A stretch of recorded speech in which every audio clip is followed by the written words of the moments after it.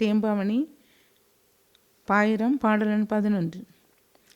இன்னவை மகளும் தாயும் இணை என நடத்தும் வேளை பல்நவை அருந்தன் பூமான் பழங்கதை உரைத்துரைத்து அன்னவை எவரும் கேட்ப அவை வரைக என்றாள் தாயும் சொன்னவை மகளும் அன்ன துணிவோடு வரைந்திட்டாளே.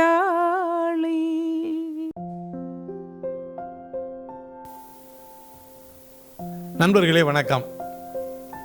இன்று நாம் பார்ப்பது தேம்பாவணியில் பாயிரத்தில் 11வது பாடல். தன் நூலுக்கான முன் நூல் பற்றிய வரலாறை தான் சொல்லிக் கொண்டிருக்கிறார். அதில் இது ஒரு பாடல்.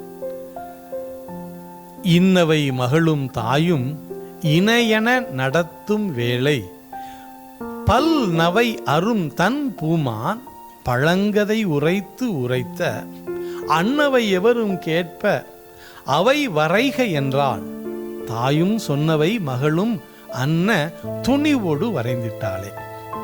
இந்த பாடலில் உள்ள சிறப்பு என்ன என்றால், முனிவர் என்ன சொல்லுகிறார் என்றால், ஆகிருத மரியாள் என்ற அந்த எழுதிய மூல நூலை எழுதிய பெண்ணும் அன்னை மரியாளும் தாயும் மகளும் போன்று அவர்களுடைய உறவு இருந்தது என்று சொல்லுகிறார்.